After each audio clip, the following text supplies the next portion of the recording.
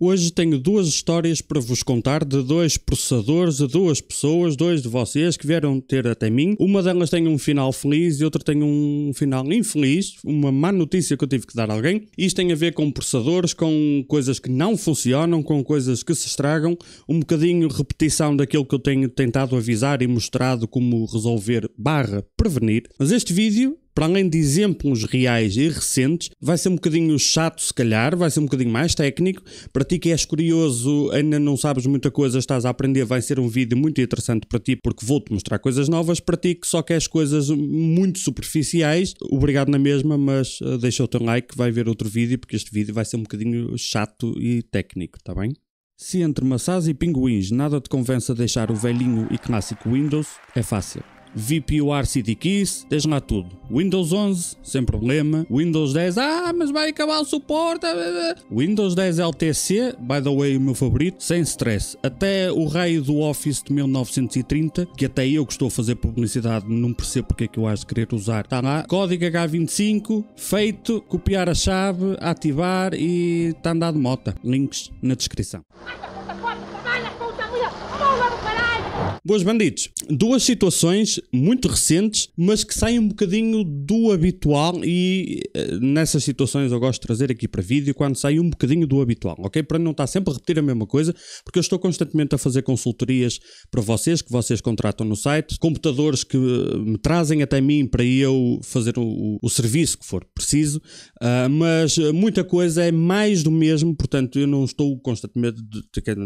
É muito trabalho adicional fazer conteúdo para mostrar sempre a mesma coisa. By the way, no meu site, que eu raramente publicito, mas está sempre na descrição, há dois serviços novos que estão a sair. À data que eu estou a gravar não estão no site. Quando este vídeo sair provavelmente estarão, portanto, timings.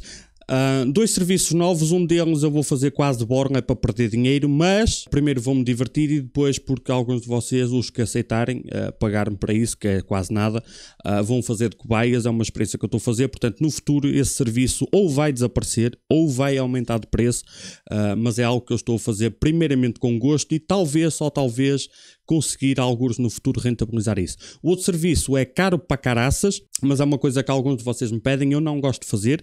É um serviço que de certa forma vai estar experimental também, tu vais perceber porque é o mais caro de todos, vai estar experimental também, eu não sei se eu quero manter. É algo que eu pessoalmente não gosto de fazer e sendo 100% transparente, é algo que eu farei 100% apenas por dinheiro, porque mais uma vez eu não gosto de fazer aquilo que está lá nesse serviço, mas se for bem pago, bem, todos nós temos de fazer sacrifícios na vida de uma forma ou de outra, portanto, um dos casos que eu te vou mostrar aqui é de vários PCs que vêm até mim, e esse serviço eu não tenho no site, ok? Esse serviço eu nunca tenho no site, eu monto PCs do zero, e se queres que eu monte o teu PC, num dos serviços está lá descrito no site, contratas primeiro a consultoria standard, simples, a padrão, contratas a consultoria standard, e se fores daqui da zona do norte, quer dizer, se estiveres disposto a deixar-me as peças e depois a vir levantar outra vez, portanto viagens, com as peças escolhidas por mim, eu monto o teu PC, está bem? E configuro tudo direitinho, não sei o quê, e o orçamento varia conforme a situação. Isso eu não gosto de publicitar porque toda a gente vê os meus vídeos, mas eu só faço isso para quem é daqui por distâncias, não é? Porque eu não faço envios de PCs. Num destes casos, quando é o PC já montado, há duas formas, não é? No site eu tenho aquela consultoria onde tu já tens o PC montado e queres fazer alguma coisa, seja o que for, resolver um problema, melhorar o que já está, não sei, whatever, vês na descrição quais os casos abrangidos. Nessas situações eu não dou garantias de nada porque eu não tenho como saber, eu não peguei no PC fisicamente, eu não conhecia o PC até iniciar o serviço, portanto eu não posso garantir algo que eu desconheço, mas nos casos onde eu pego o PC, onde eu pego no PC, eu faço de forma diferente, ok? Eu não tenho orçamento fixo, decido no momento, o orçamento é sempre mais caro do que aquele que está no site, cobro sempre mais, com duas contrapartidas. A primeira contrapartida é que se tu me envias um e-mail a dizer eu tenho este PC, a situação é esta, consegues-me ajudar? Há situações onde eu te vou dizer não, desculpa, lamento, eu não quero pegar nesse computador, não quero pegar nisso, eu acho que é um caso perdido, ok? Ou que é um caso onde entre despesa de peças e mão de obra vale mais que o PC e eu não quero ser desonesto nesse aspecto, então eu digo, prefiro não tocar nesse PC. E depois há situações onde sim, eu aceito pegar nesse PC, o valor é este, mas por qualquer motivo eu não consegui fazer aquilo que eu pensava que conseguia fazer, tu pagas 0 euros. Eu sei que raramente os técnicos fazem isto em Portugal, é uma cena um bocado à minha maneira, mas quando eu pego fisicamente na cena, ou eu cobro mais caro, ou se eu vir que afinal eu errei na minha previsão do que era possível fazer, eu não faço nada, digo lamento, afinal não é possível, tens que me pagar 0 euros, peço desculpa, ok? E depois há uma situação que nem é uma nem é outra, que é uma das que tu vais ver aqui, onde eu não consegui replicar o problema que a pessoa me disse, mas eu tinha um palpite extremamente forte, e eu fui 100% transparente, e disse, é raro isto acontecer, mas já aconteceu para aí umas 5 vezes ao longo dos anos, onde eu digo, olha, eu não tenho 100% a certeza, mas tenho um palpite muito forte, baseado nisto, a expectativa é esta, infelizmente eu não posso garantir a 100%, melhor vai ficar com certeza, mas não garanta 100% que fique resolvido de vez.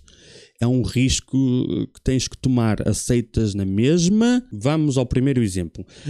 Numa consultoria que eu fiz, uma consultoria premium, o rapaz veio ter até mim porque tinha um processador novo, veio da garantia, processador novo, e ele disse-me que aquilo não estava bom. Bom, quer dizer, funcionava, não funcionava de antes, portanto teve um processador novo, o processador avariou, não é?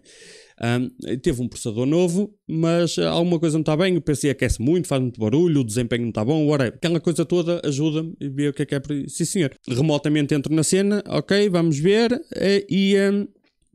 portanto a primeira coisa que eu vou fazer é que isto está bom e que não está nada estragado. Mas o processador é novo, o computador foi para a loja, trocaram-lhe o processador e eu entro na BIOS, ok, a BIOS não está atualizada, podemos aproveitar e atualizar já e vamos no mínimo ativar o perfil da memória, porque o PC novo, ou melhor, o PC que veio da garantia vinha com a memória a 4800, que era um Ryzen AM5, não me recordo qual era o processador já, mas era AM5, e estava com memória a 4800, portanto trocaram-lhe o processador fisicamente, tiraram um, puseram outro, entregaram-lhe o PC e agora ele está comigo em chamada para dar uma vista de olhos em tudo.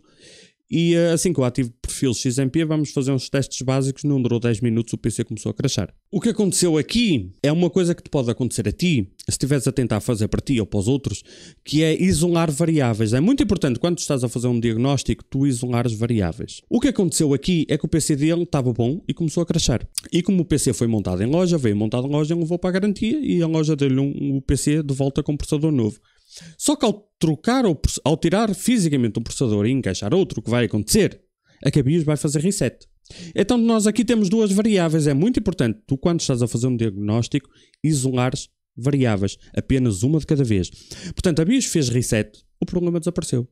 Assim que eu alterei um setting na BIOS, que foi literalmente só ativar o perfil da memória, o problema apareceu outra vez, quer dizer que o problema não estava no CPU. Entretanto, ele ficou sem o PC vários dias, à espera da garantia, veio o CPU, contratou-me a mim e o meu trabalho foi dar-lhe uma má notícia. Ainda que eu tenha feito ajustes no sistema operativo e na BIOS, para, esperançosamente, quando tiver exatamente a verdadeira peça estragada, trocada, ele pode importar tudo o que eu lhe fiz e fica com os settings aplicados para o futuro. Esperançosamente não desperdiçou o dinheiro em contratar-me a mim, mas infelizmente eu tive que lhe dar uma má notícia. Olha, realmente temos aqui uma avaria, foi feito durante muito tempo, foi feito um despiste para ter 100% a certeza que existe uma avaria, eu só não tenho bem a certeza se é ali na motherboard, se é na memória RAM, muito provavelmente na memória RAM, porque a memória RAM é uma peça que eu sei que tanto dura 10 anos como 10 dias, já não há... Nunca me surpreende quando um pente de memória RAM deixa de funcionar sem prévio aviso, sem motivo aparente, assim, de um dia para o outro, ok? É comum, raramente avaria, mas quando avaria é normal avariar assim do nada, ok? E se isso te acontecer a ti, isola variáveis. O CPU foi... O PC crasha, tiraram o CPU, meteram outro, consequentemente a BIOS fez reset, o perfil de memória não ficou ativado, o PC passou a funcionar bem, mas o motivo não era o CPU. A troca de CPU é que levou ao reset de BIOS, ok? Portanto, ele voltou à estaca zero, mas entretanto ele teve, infelizmente, que voltar a deixar na garantia. Ele entregou um PC estragado e ele veio a funcionar, só não... Portanto, tecnicamente, mas não estava bom, não é? Porque tinha que perder desempenho para aquilo funcionar. Bom, este é um caso simples, só um aviso, isola variáveis.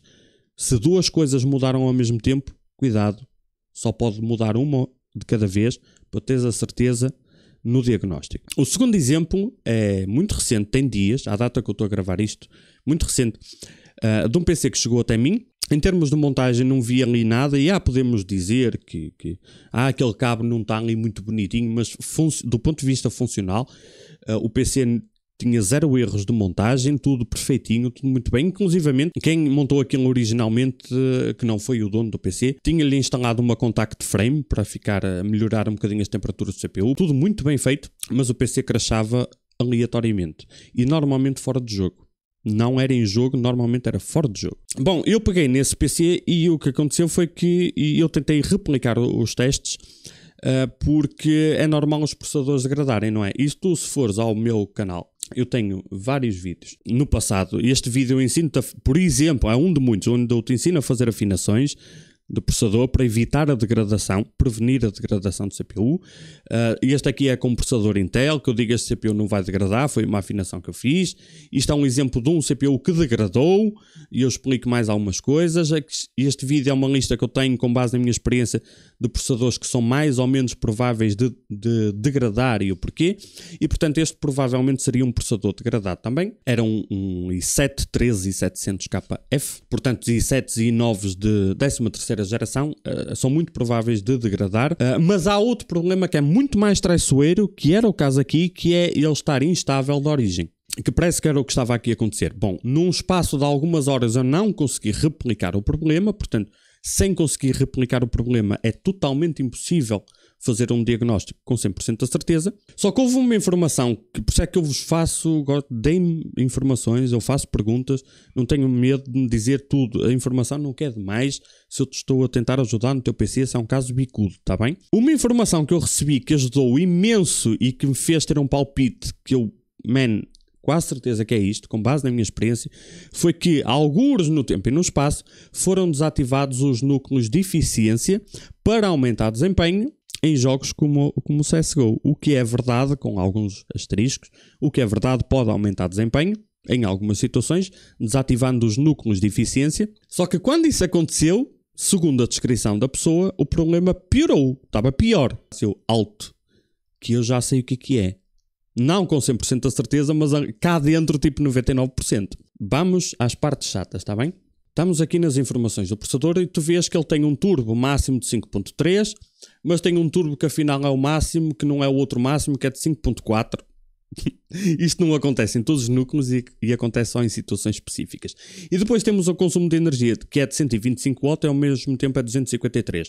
No passado eu criei aqui uma guerra no YouTube, aqui porque as BIOS, as motherboards de origem, não punham limites e até bater 100 graus, quer dizer, tu não estás a ver, até bater 100 graus de temperatura, não havia limite de consumo de energia, portanto ele podia consumir 300 W, 400 W, 387, o que fosse, até bater 100 graus e ele consumia uma quantidade infinita de energia, ok? Isto não é o processador de stock. Essa era a minha guerra, porque todos os youtubers estavam a dizer que o processador de stock consumia 400 W e eu estava a dizer que de stock tem que ser estes valores. O que é que acontece? Os processadores começaram a degradar tanto que foi impossível negar isso e foram lançados updates de BIOS que começaram curiosamente a chamar Intel Default, para não dizer que é stock, não é? E passaram a respeitar estes valores. O que é que aconteceu? Passou a acontecer até o problema inverso, que tu tens uma boa motherboard, uma boa refrigeração e ele bloqueia-te a 125 W e tu estás com o processador a 50 graus e ele a perder clock e não é preciso perder tanto desempenho, porque se calhar ele aguenta bem, por exemplo, 200. Tem boas tensões, boas temperaturas e não sei o quê, é um meio termo. Passamos a ter o problema inverso. Mas por default agora, se tu, com as novas BIOS, tu vais estar limitado a 125, que é um exagero. Isto é para se tu tiveres um dissipador muito fraco, uma motherboard muito fraca, uma fonte muito fraca num PC pequenino, os 125 podem dar jeito, mas em situações normais, talvez uns 200 seja o suficiente, mas pelo menos não ultrapassar os 253. Temos aqui um range de situações, não é? O que é que acontece com estes processadores, que eu já encontrei algumas vezes? É que eles de origem estão instáveis. E às vezes a instabilidade é provocada pelo turbo máximo que se manifesta em cargas muitas vezes mais baixas, porque já que a carga é mais baixa pode subir mais o clock. Automaticamente é isto que acontece. E então quando nós forçamos o 5.4 ou então 5.3 AC, que é All Core, podemos encontrar uma instabilidade aqui. O que é que acontece quando nós desativamos os núcleos de eficiência? Portanto, ele fica a trabalhar apenas com 8 núcleos e estes 8 desligam. Acontece uma coisa interessante. Nós temos aqui o CPU e nós temos muitos núcleos. Eu vou pôr aqui... não é assim que fisicamente está dentro do CPU, mas é só para ser mais fácil. Temos os de performance e temos os de eficiência. Quando nós desligamos os de eficiência, acontecem duas coisas. Quer dizer, duas que são relevantes para aqui. A primeira coisa que acontece é que a memória cache, que até está aqui, ok? A memória cache, os núcleos de performance têm acesso a mais memória cache, porque a memória cache não tem que ser partilhada com outros núcleos, ok? Isto é uma coisa que eu não consigo comprovar na prática que está a acontecer internamente. É o que acontece na teoria, portanto, aqui, asterisco. Na teoria é isto que acontece, não sei se na prática está realmente a acontecer, porque é difícil determinar isto, mas na teoria sim acontece isto e justifica algum ganho de desempenho que possa haver. Mas outra coisa que acontece e que dá para saber, e eu consigo confirmar, eu tenho vídeo com a 12ª geração de Intel a mostrar e a explicar isto, mostrar na BIOS, mostrar no Windows, e isto está a acontecer, e isto com 100% de certeza, é uma coisa chamada ring, o ring clock. Quando tu desligas o Z-Core, o ring clock sobe, ou melhor, mantém-se mais alto. Imagina o ring clock, tal como qualquer outro clock nos CPUs, varia de processador para processador. O que acontece nestes processadores da Intel é, imagina que o teu ring clock trabalha, no caso do teu processador, a 4.6, mas a partir do momento que vários núcleos estão a trabalhar ao mesmo tempo, não precisam de ser todos, basta ser 5 ou 6, por exemplo, ele cai para 3.6. O ring clock. O ring clock é muito importante para latências, para desempenho single core e não sei o quê. Ele baixa de 4.6 para 3.6. Tu estás a jogar um jogo e ele está a 3.6. Quando tu desligas o Z-Core, ele não faz down clock de ring. O ring está sempre fixo a 4.6. E o ring aumenta o desempenho naquelas situações de jogos CPU bound. É possível manualmente não desligar o Z-Core e tentar forçar o ring mais alto? Sim, é uma forma de overclock. Fiz isso no passado com sucesso. A diferença é que em vez de ter se calhar 4.6 ou 4.7, o que for, se calhar consigo ter, por exemplo, sem forçar tensões, para não degradar, consigo ter, por exemplo, 4.4. Não consigo ter 4.6, mas consigo ter 4.4. Mas é 4.4 em todas as situações, porque ele nunca vai baixar para 3.6. É um tipo de afinação que eu mostrei a primeira vez, com a 12ª geração de Intel. Existem tensões que é preciso aumentar para isto, muito cuidado com isso. A minha estratégia tem sido, sem aumentar tensões, em casos específicos até baixar, qual é o máximo de ring que eu consigo ter, ok? É por isso que desativar o Z-Core pode ajudar a ganhar desempenho em alguns jogos. Mesmo que tu, via software ou o jogo automaticamente faça isso, ele só utiliza aqueles núcleos. Mesmo que o jogo só utilize os 8 núcleos de performance, mesmo assim, se tu desligares os Z-Cores, tu podes ganhar desempenho por causa de ring. Mas também podes forçar o ring mais acima, só que isso implica trabalho, e se não souberes o que estás a fazer, podes danificar alguma coisa. O que é que implica tudo isto? Repara, o turbo máximo de 5.4/5.3 vem muito no limite.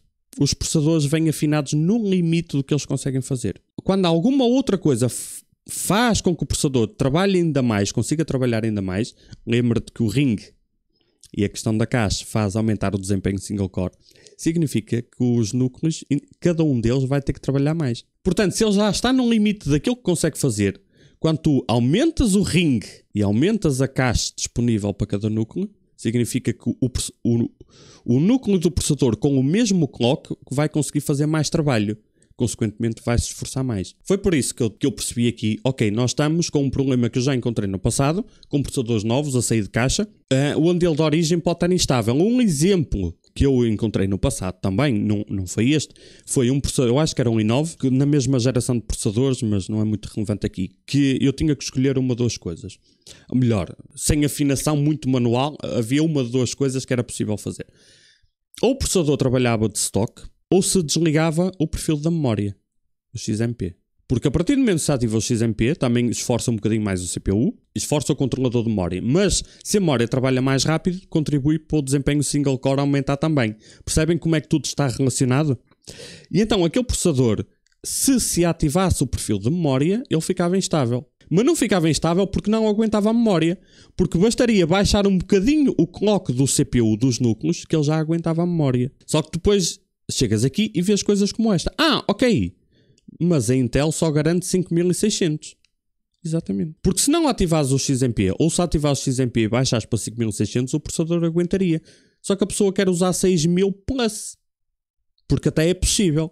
Só que vais ter que baixar um bocadinho o clock do processador, foi aquele caso em específico, ou tens que baixar um bocadinho o clock da memória, ou tens que fazer todo um conjunto de afinações do meio termo entre os dois, não é? Este tipo de situações podem parecer um bocado ridículas, mas acontecem porque as coisas vêm muito no limite. E quando tudo vem muito no limite, qualquer fator externo, para além da possível degradação dos CPUs, vai contribuir para que esses limites sejam ultrapassados, porque eles já vêm resbés campodorico. Para terminar o vídeo, eu posso-te mostrar aqui. Isto, nessas situações, eu faço sempre isto. No fim, eu faço sempre um teste grande no OCCT, um certificado de estabilidade. Não é a única forma que eu utilizo para testar a estabilidade, porque antes de chegar aqui, quer dizer que eu já fiz vários testes, porque este teste dura 6 horas, e se estás a perguntar o que acontece se ele crashar ao fim das 5 horas, exato. Quer dizer que eu vou começar do zero, vou ter que reafinar coisas, e depois repetir o teste, porque o PC tem que sair das minhas mãos com isto validado. São 6 horas e 30, enquanto ele não terminar as 6 horas e 30 de todos estes testes, que estão aqui todos os testes que ele faz, o PC não sai das minhas mãos, ok? Isto não é 100% garantido, porque nunca nada é, mas é uma muito boa garantia, ok? E então o que eu faço nestes casos, principalmente nestes casos bicudos, eu faço muitos pequenos testes para, antes de eu começar este teste, que normalmente eu deixo correr durante a noite, eu estar muito convencido que ele vai passar, porque vai ser um grande prejuízo para mim em termos de tempo, voltar a ter que mexer e voltar a rezar para passar nas 6 horas. Isto fica disponível online, eu passo-te esta informação, passo-te o link e tu podes aceder a isto, e alguns no futuro pode dar jeito para consultar. Por exemplo, eu informo aqui a temperatura ambiente, porque se eu quiser cruzar a informação com uma temperatura que possa estar muito quente, a temperatura aumentou 10 graus, nesse sensor, mas a temperatura ambiente também está a 33 e de antes estava a 23, portanto faz sentido, ok?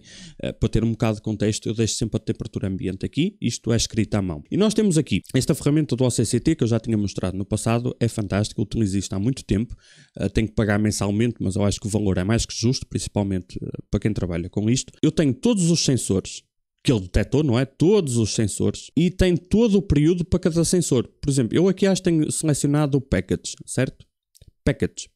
Portanto, no package, depois de eu fazer a minha afinação, eu fiz 3 afinações, esta é mais equilibrada das 3, nem tanto ao mar, nem tanto à terra. E durante as 6 horas e meia ele teve um pico por 85 graus. Eu então eu vejo aqui, ele teve um pico por 85, mas a temperatura em esforço meio que anda nos 75, e com as ventoinhas a girar ali na casa dos 50% a 60%, quer dizer que no verão, se ele fizer um stress test, a temperatura pode aumentar 10 graus, mas depois a ventoinha também sobe mais, portanto ele se calhar em vez de aumentar 10 graus, aumenta 6 ou 7, eu sei que estou dentro da margem, até porque o PC é para jogar, ele não vai estar a 100%, acho que as temperaturas estão ok, eu tive que sacrificar na prática muito pouca frequência de CPU para ele ficar a funcionar bem.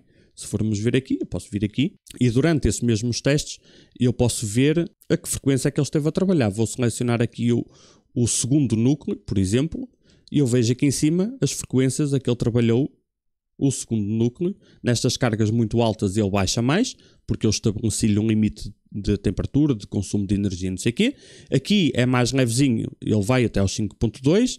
Aqui é um misto, ele varia entre 4.8 e 5.1, portanto eu estabeleci limites ao CPU, mas repara que em situação alguma ele vai chegar aos 5.4, eu proibi de chegar aos 5.4 e aos 5.3, que é neste caso em particular onde começa a ficar um bocadinho agressivo para o CPU, e se eu filtrar aqui por VCore, podemos ver que em nenhuma situação possível e imaginária o VCore ultrapassou 1.32 e portanto como eu lhe tirei também o single core máximo de boost, ele não vai querer chegar aos 5.4, portanto mesmo em situações onde o CPU pode ter uma folga e pode aumentar o VCore, ele aumentou para 1.3, 1.32, sendo que em cargas altas ele fica na casa de 1.2, portanto nunca vai ter um VCore muito alto depois de eu fazer isto. Por último, que é a 15ª vez que eu vou alertar, que não foi o caso aqui, mas que eu já encontrei muita instabilidade por causa disto. Temperatura de memória RAM. E vou-te ensinar um truque que tem resultado para mim. Repara aqui que, segundo o histórico, algures foi atingido um pico de 80 graus na memória RAM. No segundo pente, a mesma coisa, 79.75, aqui 79, a mesma coisa. Os dois pentes de memória RAM tiveram o mesmo pico de temperatura. Repara que aqui ela bate, tem um pico de 80, mas na prática não o encontramos. E repara que ele também chegou a bater 0. Isto é um erro de leitura. Este pico, foi este pico aqui, onde está marcado aqui. Eu posso até selecionar o tempo específico, marcar aqui, selecionar, por exemplo, aqui no teste de memória. Eu quero ver a temperatura de memória só durante o teste de memória. Nós vemos que ela andou na casa dos 70 graus. Portanto, se eu retirar, vamos ver agora o período todo, se eu retirar aquele pico que foi a 80 e depois passou para 0, porque 0 não existe, foi uma falha de informação, eu vejo que a memória anda na casa dos 73 graus. Instabilidade por causa de memória, de temperatura de memória, pode acontecer, principalmente aquelas memórias que trabalham a 1.4V de perfil, e quando as temperaturas atingem valores muito altos. Se ela andar sempre a 80, 90 graus, poderia ser um problema, não foi aqui. Poderia provocar instabilidade. Se tu estás atento, podes já ter chegado à seguinte conclusão. Sim, mas nesses testes a gráfica não está a ser puxada, logo a temperatura da gráfica está a afetar pouco a temperatura da memória. 100% correto. Qual é o truque? Que eu descobri que tem variações de caso para caso, mas não foge muito. A temperatura que corresponde mais à realidade da memória em situações normais é esta aqui em baixo. Ela vai querer, porque ela não vai estar num esforço tão grande, portanto a memória vai estar a trabalhar na casa dos 50 graus. Mas o que é que acontece se tu tiveres uma 4090 ou uma 5090 ali a mandar entre 400 a 600 watts, a emanar calor? A temperatura ambiente vai aquecer muito, vai aumentar muito dentro da caixa. Isso vai aumentar a temperatura da memória. O truque que eu aprendi, que não foge muito da verdade, tem poucas variações, é neste teste que está aqui a correr, onde sobe muito a temperatura da memória, é mais ou menos a temperatura que a memória pode atingir em jogo se tiver uma gráfica muito quente por baixo ao fim de várias horas. Portanto, imagina este computador, quando abrir um jogo, a memória vai andar na casa dos 50. Mas imagina que em vez de ter uma 3070 Ti como tinha aqui, tinha uma 5090, ao fim de várias horas, talvez ela chegasse aos 70 e tal graus, por causa da gráfica, ok?